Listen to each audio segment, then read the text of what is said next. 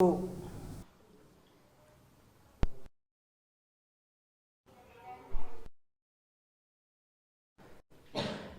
రాష్ట్ర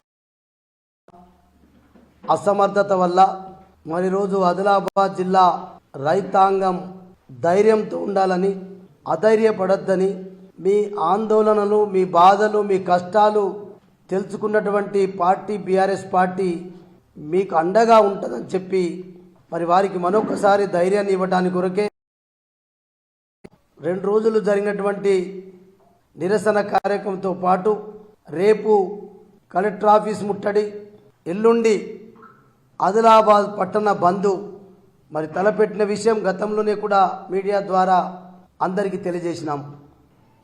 ప్రతి పెద్ద వ్యాపారి నుంచి చిన్న వ్యాపారస్తుల వరకు దయచేసి అందరూ రైతులు చాలా పరేషాన్, काश्तकार बहुत परेशान में आत्महत्या करके अभी तक आदिलाबाद जिला में 29 लोग मर गए हैं।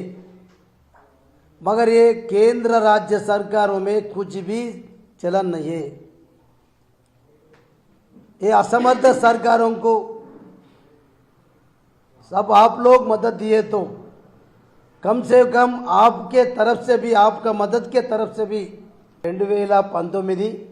2019-2020లో కేంద్ర ప్రభుత్వము ఇచ్చిన వాటా తర్వాత కేంద్ర ప్రభుత్వం వాటా ఇవ్వకపోయినా 2019-2020లో రాష్ట్ర ప్రభుత్వము తెలంగాణ రాష్ట్రంలో రైతులు పండించిన ధాన్యాన్ని 100% మేము కొన్నాము. 19-20లో కరోనా వచ్చినప్పుడు ఇంటింటికి పోయి రాష్ట్ర ప్రభుత్వము కేంద్ర ప్రభుత్వం కొనకున్నా మేము కొన్నటువంటి దాఖలాలు ఉన్నాయని చెప్తున్నాం. ఒకప్పుడు రాష్ట్ర ప్రభుత్వం కొనలేని పరిస్థితులు ఉంటే రాష్ట్ర ప్రభుత్వం మొత్తం పోయి వ్యవసాయ శాఖ మంత్రి, ముఖ్యమంత్రి, స్థానిక ఎమ్మెల్యేలు, ఎంపీలు పోయి కేంద్రం ప్రభుత్వం దగ్గర కూర్చొని మెడలు వంచి కేంద్రంతో కూడా కొనిపించినాం. ఇప్పుడు కూడా అది ఎందుకు చేయలేకపోతున్నారు? కేంద్రం కొనుడా రాష్ట్రం కొనుడా అనేది కొద్దిసేపటికి పక్కకు పెడితే ఎవరో కొలది కొనాల. కేంద్రం కొనొద్దని ఏమున్నది, రాష్ట్రం కొనాలని ఏమున్నది? ఏది కొన్నా మేము గతంలో మేము మొత్తం కొన్నది దాఖలాలు ఉన్నాయి. రాష్ట్ర ప్రభుత్వం ప్రెషర్ చేసి కేంద్ర ప్రభుత్వంతో కొనిపించినట్టు దాఖలాలు ఉన్నాయి. మీరు రెండుట్లు ఏదన్నా కూడా చేయండి అంటున్నాం. 12 లక్షల కోట్లు ఎన్పిఏ లోన్లు కొల్లగొట్టి భారతదేశం నుంచి పారిపోయి దాక్కుంటే గాళ్ళకేమో మాఫీ చేస్తావు. అడిగి అన్నం పెట్టే రైతులకు ఒక 133 కోట్లు దిక్కులేదా ఈ కేంద్రం దగ్గర, ఈ రాష్ట్రం దగ్గర? రేవంత్ రెడ్డి అంటే చెప్పులు చూసి పారిపోతున్నారు, నన్ను చూస్తేనే బాగిలి ఇవ్వకుండా పోతున్నట్టే ఈ ముఖ్యమంత్రి ఇట్లా దరిద్రం దాపురం అయితే మరి నరేంద్ర మోడీకి అదే పరిస్థితుందా? పెద్ద పెద్ద పోదులు అయితే కొడుతున్నాడు కదా వేరే దేశాలకు పోయి. ఈ కాంగ్రెస్ పార్టీ నాయకుడిని, ఈ భారతీయ జనతా పార్టీ నాయకుడిని ఊళ్ళల్లోకి రానియకుండ్రి, తరిమి తరిమి కొట్టండి. వాళ్ళకు రైతుల మీద కేంద్రంకు రాష్ట్రానికి ప్రేమ లేదు.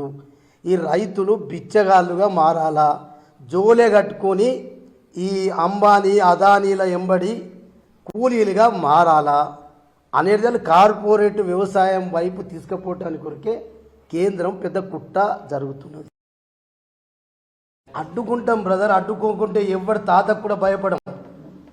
ప్రధానమంత్రి వచ్చిన అడ్డుకుంటాం, ముఖ్యమంత్రి వచ్చిన అడ్డుకుంటాం. కానీ ఇక నిన్నకి ఎమ్మెల్యేకే కింద బందోబస్తు పెట్టిండ్రు.